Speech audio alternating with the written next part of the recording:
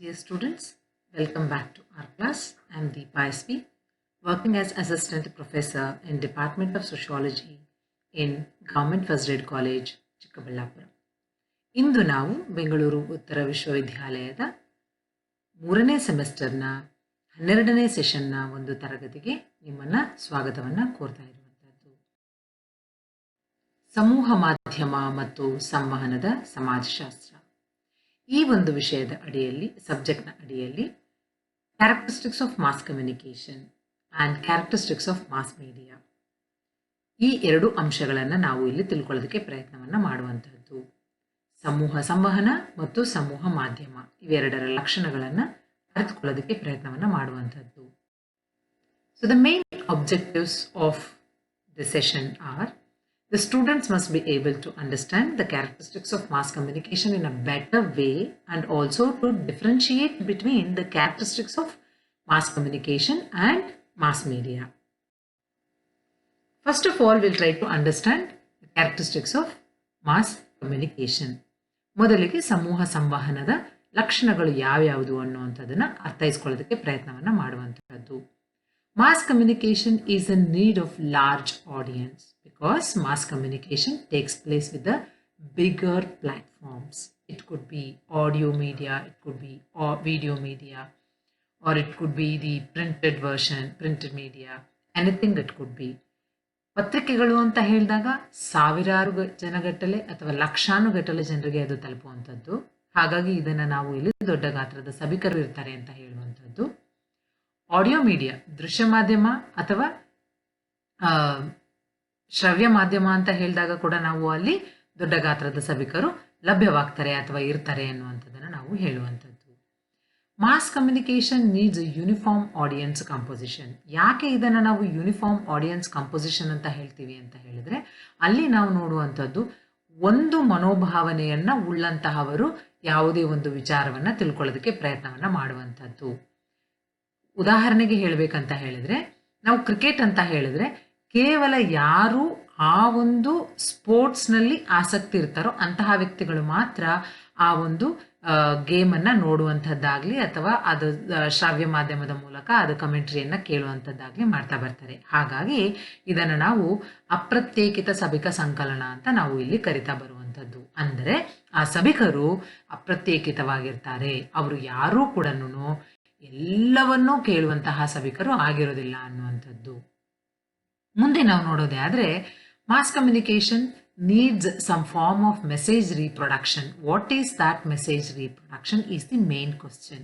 ಮಾಹಿತಿಯ ಪುನರುತ್ಪಾದನೆ ಆಗಬೇಕಾಗತ್ತೆ. ಅದು ಒಂದಲ್ಲ ಒಂದು ಪ್ರಕಾರದಲ್ಲಿ ಪುನರುತ್ಪಾದನೆ ಆಗ್ತಾ ಹೋಗುತ್ತೆ. ಉದಾಹರಣೆಗೆ ನಾವು ಪ್ರಿಂಟ್ ಮೀಡಿಯಾ ಅಥವಾ ವಿಜುವಲ್ ಮೀಡಿಯಾವನ್ನು ಉದಾಹರಣೆಗೆ ತೆಗೆದುಕೊಳ್ಳೋಣ. ಮುದ್ರಣ ಮಾಧ್ಯಮ ಅಥವಾ ದೃಶ್ಯ ಮಾಧ್ಯಮವನ್ನು ಉದಾಹರಣೆಗೆ ತೆಗೆದುಕೊಂಡಾಗ ನ್ಯೂಸ್ ರಿಪೋರ್ಟರ್ಸ್ ಬೇರೆ ಇರ್ತಾರೆ, ಕಲೆಕ್ಟ್ ಮಾಡುವಂಥವ್ರು ಬೇರೆ ಇರ್ತಾರೆ, ಅದನ್ನು ಡ್ರಾಫ್ಟ್ ಮಾಡುವಂಥವ್ರು ಬೇರೆ ಇರ್ತಾರೆ, ಅದನ್ನ ಬಿತ್ತರ ಮಾಡುವಂಥವ್ರು ಬೇರೆ ಇರ್ತಾರೆ. The news collectors are different from the draft people, the people who are going to draft the news, and then people who are going to present the news will be completely different. That is why we need, or there is going to be a message reproduction in one or the other form. The next characteristics, one of the characteristics that we can understand about mass communication is mass communication is very rapid in distribution and its delivery. ಅಂದರೆ ನಾವು ಇಲ್ಲಿ ನೋಡೋದೇನು ಅಂತ ಹೇಳಿದ್ರೆ, ಸಮೂಹ ಸಂವಹನ ಅನ್ನುವಂಥದ್ದು ತ್ವರಿತಗತಿಯಲ್ಲಿ ವಿತರಣೆ ಆಗ್ತಾ ಬರುತ್ತೆ, ನಮಗೆ ಲಭ್ಯವಾಗ್ತಾ ಹೋಗುತ್ತೆ. ನಾನು ನ್ಯೂಸ್ ಪೇಪರ್ ಅಂತ ಹೇಳಿದ್ರೆ ಲಕ್ಷಾನುಗಟ್ಟಲೆ ಕೋಟ್ಯಾನುಗಟ್ಟಲೆ ಜನರಿಗೆ ಬೆಳಗ್ಗೆ ಒಂದೇ ಸತಿಗೆ ನ್ಯೂಸ್ ಪೇಪರ್ ಸಿಗುತ್ತೆ. ನಾನು ಟಿವಿ ಒಂದು ಬಟನ್ ಅನ್ನ ಪ್ರೆಸ್ ಮಾಡಿದ್ರೆ ನನಗೆ ಒಂದೇ ಸಂದರ್ಭದಲ್ಲಿ ಆ ನ್ಯೂಸ್ ಅನ್ನ ನಾನು ಕೇಳ್ತಾ ಬರ್ಬೋದು. ನಾನಷ್ಟೇ ಅಲ್ಲ, ಪ್ರಪಂಚದಾದ್ಯಂತ ಜನರು ಕೇಳ್ತಾ ಬರ್ಬೋದು. ಹಾಗಾಗಿ ಸಮೂಹ ಸಂವಹನ ಅನ್ನುವಂಥದ್ದು ತ್ವರಿತವಾಗಿ ವಿತರಣೆಯಾಗುವಂಥದ್ದು. ಮತ್ತು ಯಾರೆಲ್ಲ ಈ ಒಂದು ಸಮೂಹ ಸಂವಹನವನ್ನ ಕೇಳಬೇಕು ಅಥವಾ ಓದಬೇಕು ಅಥವಾ ನೋಡಬೇಕು, ಇವರೆಲ್ಲರನ್ನ ಅನುಭೋಗಿಗಳು ಅಂತ ಹೇಳ್ತೀವಿ. ಈ ಅನುಭೋಗಿಗಳಿಗೆ ಇದು ಬಹಳ ಕಡಿಮೆ ವೆಚ್ಚದಲ್ಲಿ ಲಭ್ಯವಾಗುವಂಥದ್ದು. You need not have to spend a lot of money to listen to the news or read the newspaper or to watch any of the program. It is all at the lower cost. We do get all these information. The next characteristics that we do visualize is mass communication is mostly one-way process. ನಮಗೆ ಸುದ್ದಿ ಬಿತ್ತರವಾಗ್ತಾ ಹೋಗುತ್ತೆ ಹೊರತು ನಾವು ಅಲ್ಲಿ react ಮಾಡಲಿಕ್ಕೆ ಆಗೋದಿಲ್ಲ. ಹಾಗಾಗಿ ಇದನ್ನ ಏಕಮುಖವಾದಂತಹದ್ದು ಅಂತ ನಾವು ಹೇಳ್ತಾ ಬರ್ತೇವೆ. ಹೇಗೆ ಏಕಮುಖವಾದಂಥದ್ದು? ನ್ಯೂಸ್ ಪೇಪರ್ನಲ್ಲಿ ನ್ಯೂಸ್ ಪ್ರಿಂಟ್ ಆಗಿ ನಮ್ಮ ಮನೆಗೆ ಬರುತ್ತೆ, ನಾವು ಓದ್ತೀವಿ. ಆದರೆ ಅದನ್ನ ನಾವು ಇಮಿಡಿಯೇಟ್ಲಿ ರಿಯಾಕ್ಟ್ ಮಾಡ್ಲಿಕ್ಕೆ ಆಗೋದಿಲ್ಲ. ನಾವು ಪತ್ರ ಮುಖೇನ ಅವರಿಗೆ ಸುದ್ದಿಯನ್ನು ತಲುಪಿಸ್ಬೇಕು, ಅಥವಾ ಅದಕ್ಕೆ ಒಂದು ಡೌಟನ್ನು ಎಕ್ಸ್ಪ್ರೆಸ್ ಮಾಡಬೇಕು, ಅಥವಾ ಅದಕ್ಕೆ ಒಂದು ಎಕ್ಸ್ಪ್ಲನೇಷನನ್ನು ಕೇಳಬೇಕು. ಹಾಗಾಗಿ ಇದನ್ನು ನಾವು ಏಕಮುಖವಾದಂತಹದ್ದು ಅಂತ ಹೇಳುವಂಥದ್ದು.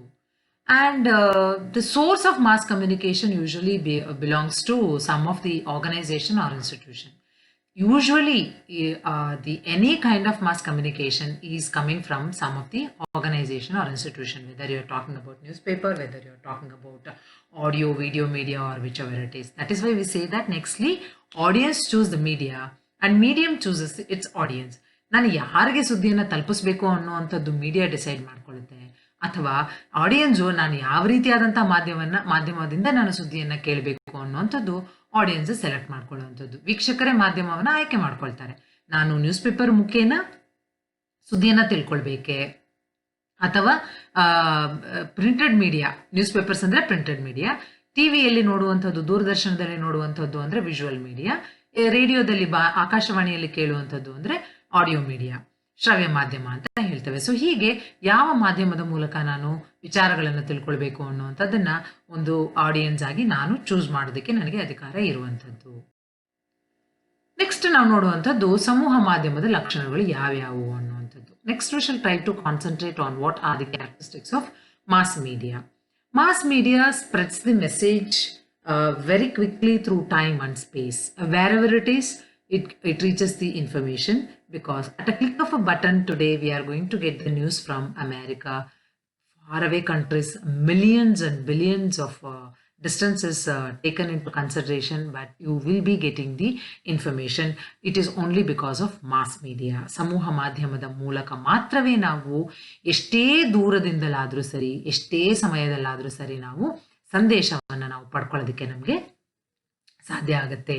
ಹಾಗಾಗಿಯೇ mass media was conceptualized as a global village by McLuhan. ಮ್ಯಾಕ್ಲೂಹನ್ ಅವರು ಈ ಒಂದು ಲಕ್ಷಣದ ಆಧಾರದ ಮೇಲೆ ಸಮೂಹ ಸಂವಹನದ ಹಿನ್ನೆಲೆಯಲ್ಲಿ ಜಾಗತಿಕ ಹಳ್ಳಿ ಎಂಬ ಪರಿಕಲ್ಪನೆಯನ್ನು ಬಳಕೆ ಮಾಡಿದ್ದು ಅನ್ನುವಂಥದ್ದನ್ನು ನಾವು ಇಲ್ಲಿ ನೋಡ್ತಾ ಬರಬಹುದು. ಹಾಗೆ ಮುಂದೆ ಹೋಗ್ತಾ ಹೋದ್ರೆ media has been divided into various types. It is like visual media, audio media and audio visual media. ಹಲವಾರು ಸಂದರ್ಭಗಳಲ್ಲಿ ನಾವು ಸಂವಹನವನ್ನ ಬೇರೆ ಬೇರೆ ರೀತಿಯಾಗಿ ಡಿವಿಷನ್ ಮಾಡ್ತಾ ಹೋಗ್ತೇವೆ. ಒಂದು ದೃಶ್ಯ ಮಾಧ್ಯಮ, ಎರಡನೇದು ಶ್ರವ್ಯ ಮಾಧ್ಯಮ, ಎರಡು ಸೇರಿರುವಂತಹ ಒಂದು ಮಾಧ್ಯಮ, ಅಥವಾ print media. That could be print media also. And then in mass media receiver is always known as audience. ಸಭಿಕರು ಅಂತಾನೆ ನಾವು ಕರಿತಾ ಬರುವಂಥದ್ದು. ಅದು ಪ್ರಿಂಟ್ ಮೀಡಿಯಾ ಆಗಿರ್ಬೋದು, ಅಥವಾ ಅದು ವಿಜುವಲ್ ಮೀಡಿಯಾ ಆಗಿರ್ಬೋದು, ಅಥವಾ ಅದು ಆಡಿಯೋ ಮೀಡಿಯಾ ಆಗಿರ್ಬೋದು, ಅಥವಾ ಎರಡೂ ಸೇರಿರುವಂತಹ ಮೀಡಿಯಾ ಆಗಿರ್ಬೋದು. ಅಲ್ಲಿ ನಾವು ಆಡಿಯನ್ಸ್ ಅನ್ನ ಮೆಸೇಜ್ ಅನ್ನ ರಿಸೀವ್ ಮಾಡುವಂಥವರನ್ನ ನಾವು ಆಡಿಯನ್ಸ್ ಅಂತ ಕರೆಯುವಂಥದ್ದು, ಸಭಿಕರು ಅಂತ ಕರೆಯುವಂಥದ್ದು. Mass media will always have an indirect feedback. ಅಲ್ಲಿ ಯಾವಾಗಲೂ ಹಿಮ್ಮಾಹಿತಿ ಎನ್ನುವಂಥದ್ದು ಇಂಡೈರೆಕ್ಟ್ ಆಗಿರುತ್ತೆ, ಅಪ್ರತ್ಯಕ್ಷವಾಗಿ ಇರುತ್ತೆ. ಯಾಕೆ ಅಂತ ಹೇಳಿದ್ರೆ, ನಾವು ಟಿವಿ ನೋಡ್ತಾ ಇರ್ತೀವಿ, ಇಮಿಡಿಯೇಟ್ಲಿ ನಾವು ಫೀಡ್ಬ್ಯಾಕ್ ಅನ್ನ ಕೊಡೋದಕ್ಕೆ ಆಗುದಿಲ್ಲ. ಅಫ್ಕೋರ್ಸ್ ಈಗ ಕಾಲ್ ಸೆಂಟರ್ ತರ ಅಲ್ಲಿ ಏನ್ ಮಾಡ್ತಾ ಇದ್ದಾರೆ ಅಂತ ಹೇಳಿದ್ರೆ, ಪೋಲ್ ಅನ್ನ ಮಾಡ್ತಾ ಇದ್ದಾರೆ, ನಮ್ಮ ಮಾಹಿತಿಯನ್ನ ಇಮಿಡಿಯೇಟ್ಲಿ ಕೊಡೋದಕ್ಕೆ ಸಾಧ್ಯ ಆಗ್ತಾ ಇದೆ. ಇವೆಲ್ಲ ಇತ್ತೀಚಿನ ಬದಲಾವಣೆಗಳು. ಮೊದಲಿಗೆ ನಾವು ನೋಡಿದಾಗ ಈ ಹಿಮ್ಮಾಹಿತಿ ಎನ್ನುವಂಥದ್ದು ಅಪ್ರತ್ಯಕ್ಷವಾಗಿದ್ದಂತಹದನ್ನ ನಾವು ನೋಡ್ತಾ ಹೋಗ್ತಾ ಇದ್ದಂಥದ್ದು. ಇನ್ನು ಮುಂದೆ ಹಾಗೆ ನೋಡ್ತಾ ಹೋದ್ರೆ ಮಾಸ್ ಮೀಡಿಯಾ ಅನ್ನುವಂಥದ್ದು ಪಬ್ಲಿಕ್ಗೆ ಮೆಸೇಜ್ ಅನ್ನ ರೀಚ್ ಮಾಡುತ್ತೆ, ಸಾರ್ವಜನಿಕರಿಗೆ ಅದು ಬಿತ್ತರ ಮಾಡುವಂತಹದ್ದನ್ನ ನಾವು ನೋಡ್ತಾ ಹೋಗ್ತೀವಿ. ಸಂದೇಶವನ್ನ ಸಾರ್ವಜನಿಕರಿಗೆ ಲಕ್ಷಾನುಗಟ್ಟಲೆ, ಕೋಟ್ಯಾನುಗಟ್ಟಲೆ ಜನರಿಗೆ ಅದು ಬಿತ್ತರ ಮಾಡ್ತಾ ಹೋಗುವಂಥದ್ದು. ಈ ಸಮೂಹ ಮಾಧ್ಯಮದ ಮೂಲಕ ಸಮೂಹ ಸಂವಹನ ಅನ್ನುವಂಥದ್ದು ಸವಿಸ್ತಾರವಾದಂತಹ, ವೈವಿಧ್ಯಮಯವಾದಂತಹ, ಅನಾಮಿಕವಾದಂತಹ ಸಮೂಹಗಳಿಗೂ ಸಂದೇಶವನ್ನ ರವಾನೆ ಮಾಡಲಿಕ್ಕೆ ಸಾಧ್ಯ ಆಗುವಂಥದ್ದು. They might be at the larger level, they might be heterogeneous in their nature, and they might be anonymous. Anybody will get the messages through mass media. We shall try to concentrate on some of the multiple choice questions. Mass communications requires what? It requires large audience. It requires a group audience. It requires a small audience. It requires community audience. Yes, the answer is it requires large audience. ಇದು ದೊಡ್ಡ ಗಾತ್ರದ ಸಭಿಕರನ್ನ require ಮಾಡುತ್ತೆ. ಅದರ ಒಂದು ಮುಖ್ಯ ಮೂಲ ಒಂದು ಏನು ರಿಕ್ವೈರ್ಮೆಂಟ್ ಅಂತ ಹೇಳಿದ್ರೆ ಹೆಚ್ಚು ಹೆಚ್ಚು ಸಭಿಕರು ಇರಬೇಕು ಅನ್ನುವಂಥದ್ದು. ಪ್ರಶ್ನೆಯನ್ನ ನಾವು ನೋಡೋದೇ ಆದ್ರೆ communication involves sender, receiver, message, all the above. Yes, of course, ಸಂವಹನ ಎಲ್ಲರನ್ನ ಒಳಗೊಳ್ಳುತ್ತೆ ಅನ್ನುವಂಥದ್ದು ಸರಿಯಾದಂತಹ ಉತ್ತರ. ಮಾಹಿತಿಯನ್ನ ಕೊಡುವಂಥವರು, ಮಾಹಿತಿಯನ್ನ ಪಡೆಯುವಂಥವರು. ಮೂರನೇ ಪ್ರಶ್ನೆಯನ್ನ ನಾವು ನೋಡೋದೇ ಆದ್ರೆ mass communication is mostly two way process. ಇದು ಎರಡು ದ್ವಿಮುಖವಾದಂತಹ ಪ್ರಕ್ರಿಯೆ, ಒಮ್ಮುಖವಾದಂತಹ ಪ್ರಕ್ರಿಯೆ, ಬಹುಮುಖಿಯಾದಂತಹ ಪ್ರಕ್ರಿಯೆ. It is two way, one way or multiple way, or it is two way process. Most of the times mass communication is two-way process, but when it comes through mass media, it is one-way process. You try to concentrate. ಸಮೂಹ ಸಂವಹನ ಅನ್ನುವಂಥದ್ದು ಬೇರೆ ಬೇರೆ ಸಂದರ್ಭದಲ್ಲಿ ನಾವು ನೋಡಿದಾಗ two way ಆಗಿರುತ್ತೆ ಅಥವಾ ಒನ್ ವೇ ಆಗಿರುತ್ತೆ. ಯಾವುದೋ ಒಂದು ಮಾಧ್ಯಮದ ಮುಖೇನ ಬಂದಾಗ ಅದು ಒನ್ ವೇ ಆಗಿರುತ್ತೆ ಅನ್ನುವಂಥದ್ದನ್ನ ನಾವು ಇಲ್ಲಿ ಗಮನದಲ್ಲಿ ಇಟ್ಕೊಂಡಿರ್ಬೇಕಾಗತ್ತೆ. To prepare all this information, we have referred various websites, that is sociologyguide.com, yourlibrary.com, ಹಾಗೆ ಜಾನ್ ವಿವಿಯನ್ ರವರ the media of mass communication, mass communication a sociological perspective ಅನ್ನುವಂತಹ ಪುಸ್ತಕ ಸಿ ರೈಟ್ ಮಿಲ್ಸ್ ಬರೆದಿರುವಂಥವರು, ಅವರ ಒಂದು ಪುಸ್ತಕವನ್ನು ಸಹ ನಾವು ಇಲ್ಲಿ ರೆಫರ್ ಮಾಡಿರುವಂಥದ್ದು. ಮುಂದಿನ ತರಗತಿಯಲ್ಲಿ ಇನ್ನೂ ಹೆಚ್ಚಿನ ವಿಚಾರಗಳನ್ನು ತಿಳ್ಕೊಳ್ಳೋದಕ್ಕೆ ಪ್ರಯತ್ನವನ್ನ ಮಾಡೋಣ. Thank you.